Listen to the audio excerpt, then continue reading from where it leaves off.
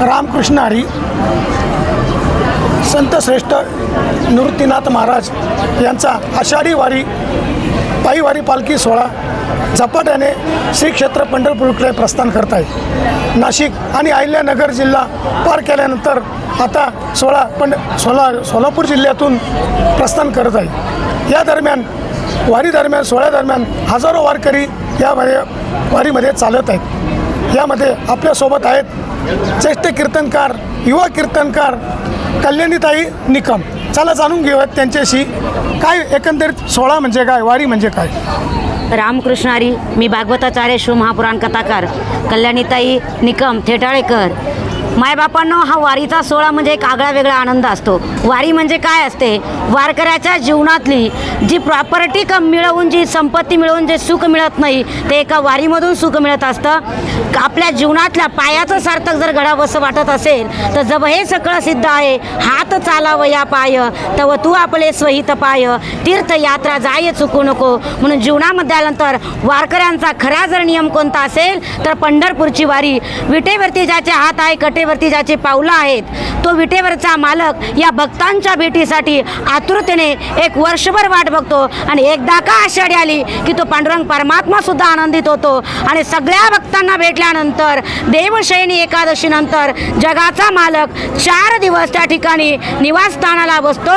कशा करता की माझे भक्त भेटले, माझ्या हृदयातली माणसं मला भेटले, हे सुख मी आता कुणाला देऊ शकत नाही। याचा आनंद एवढा झालेला आहे की जसा माणसाला एखादी गोष्ट मिळाल्यानंतर माणूस शांततेने झोपतो, तसा जगाचा मालक सुद्धा त्या ठिकाणी वारकऱ्यांना भेटल्यानंतर आनंदामध्ये त्या ठिकाणी आपल्या शेणावरती त्या ठिकाणी आसनस्थ होत असतो। म्हणून वारीचा आनंद हा आगळा वेगळा आहे।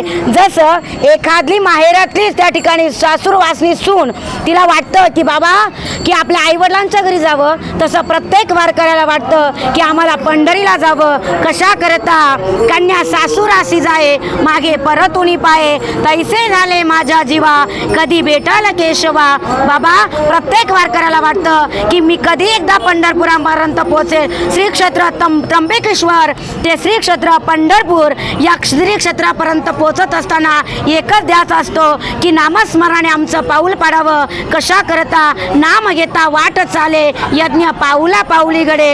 या यज्ञाचं सामर्थ्य फार मोठं आहे। मग कलियुगामधला श्रेष्ठ यज्ञ जर कोणता असेल ना तर तो वारीची वाट आहे, नामस्मरण आहे, नामचिंतन आहे। आणि या प्रत्येक वारीच्या चाललेल्या पावलावरती प्रत्येक वारकऱ्याच्या जीवनामध्ये महान असा यज्ञ घडत असतो आणि जीवन सार्थकी जात असतं। का जगत मिथ्य, सत्य जगाचा मालक आहे। किती आहे तो सत्य जगाचा मालक, सत्य तू विठ्ठला। मग या विश्वामध्ये जर सत्यत्व खऱ्या अर्थाने कशामध्ये असेल तर माझ्या पांडुरंगामध्ये आहे। मग आपण पांडुरंगाचं दर्शन घेण्याच्या अगोदर का दररोज सकाळी वारकरी उठल्यानंतर प्रथम काकडा करतो, काकडा झाल्यानंतर त्या ठिकाणी संपूर्ण त्याचे वारकऱ्याची संध्या करतो, हरिपाठ घेतो। याच्या पाठीमागचं कारण काय, एकच गोष्ट आहे याच्या पाठीमागची, माझ्या जगद्गुरु तुकोबरांनी या वारकऱ्याला सावधान करावं आणि एकच सांगावं, बाबा सत्य साच खरे, नाम विठोबाचे बरे। जीवनामध्ये सत्यत्व जर कशामध्ये असेल, जरी पांडुरंगाचं दर्शन घेण्यामध्ये असेल, परंतु पांडुरंगाच्या दर्शनात जाण्यापर्यंत प्रत्येक पावलावरती त्याचं नामस्मरण घडणं ही वाट सत्याची आहे। म्हणून वारकऱ्यांना पंढरीची वारी करावी। जीवनामध्ये मानवी देहाला आलोत ना, दुर्लभ मनुष्य देह, दुर्लभातला दुर्लभ आपल्याला मनुष्य जन्म मिळाला आहेत ना, सार्थक करून घ्यायचं असेल तर एकदा पंढरीची वाट चलावी। मग आम्ही चालत असताना, आम्ही नाशिक जिल्ह्यातले वारकरी, मग चालत असताना आम्ही निवृत्तीनाथ दादांच्या पाठीमागे चालावं। का विश्वगुरु निवृत्तीनाथ दादांच्या पाठीमागे चालावं तर आम्ही आईच्या कुशीतले लेकरं आहोत। आम्ही जर माऊलीच्या पाठीमागे चाललो तर माऊली सांगेल, बाबा एखादं लेकरू मावशीच्या घरी राहत असताना 4-8 दिवस राहतं आणि 4-8 दिवसानंतर जर आपल्या लेकराचं आणि बहिणीच्या लेकराचं जमलं नाही तर मावशी त्याचं लेकरू तिच्या घरी काढून देत असते।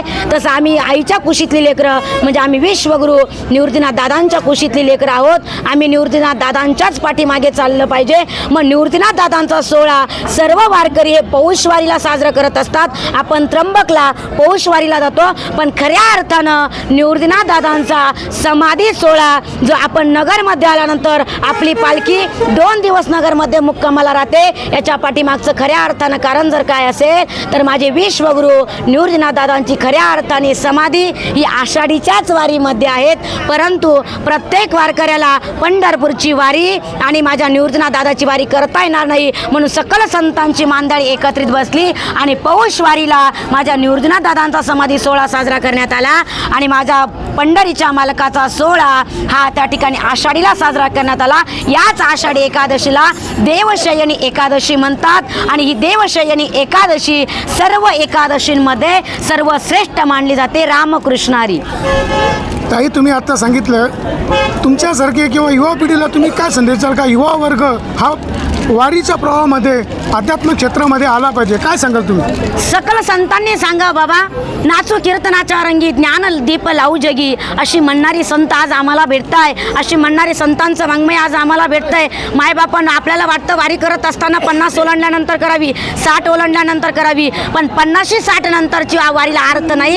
अर्थ जर कशामध्ये असेल तर तरणा भाग्यवंत नटे हरी कीर्तनी. बाबा, तरुणाने यावं आणि खऱ्या अर्थाने ज्यावेळेला एका सकल संतांचं वाक्य आहे की बाबा आपण भगवंताच्या चरणावरती जर फूल अर्पण करायचं असेल तर सुकलेलं फूल नाही तर ताजं टवटवीत फूल अर्पण करतो, तसा परमार्थ सुद्धा करत असताना वृद्धावस्थेत नाही तर तरुणाच्या अवस्थेत घडावा. कारण जगाच्या मालकाला सुद्धा तरुणाचा परमार्थ हा अतिप्रिय असतो, कारण वय झाल्यानंतर आणि घरातून बाहेर काढून दिल्यानंतर तर सर्वच परमार्थ करतात. याच्यामध्ये तुमचं एक मी बोलणं खंडित करतो. तुम्ही आता सांगितलं तरुणपणामध्ये केली पाहिजे, मग वृद्धत्वाकडे जायला नको, मग एवढे वृद्ध जाता यांनी जायला नको आहे का?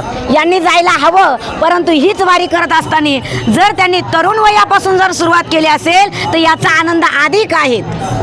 आता फक्त एक शेवटचं अगदी संक्षिप्तमध्ये सांगा, वारी म्हणजे नेमकं काय? वारी म्हणजे आपल्या दश इंद्रियांवरती खऱ्या अर्थानं वार जो करतो आणि खरं अस्तित्व या जगामध्ये आपलं काय आहे हे ज्याच्यातून कळतं त्याला खऱ्या अर्थानं पंढरीची वारी म्हणतात. हजारो लाखोच्या संख्येने वारकरी वारी करतायत, असं वाटतं का पांडुरंग त्यांना कुठेतरी भेटलाय? 100% का तर लाखोंची संख्या वारीची आहे, पण बघा कुणालाही त्रास नाही.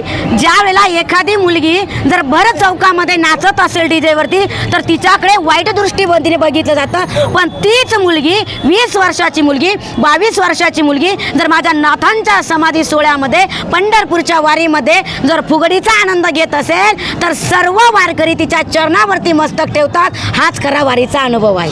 नक्कीच ताईंनी खूप छान पद्धतीने आपल्याला वारीचं एकंदरीत सोहळ्याचं आपल्या खूप छान विषयात केलेलं आहे. रामकृष्ण हरी.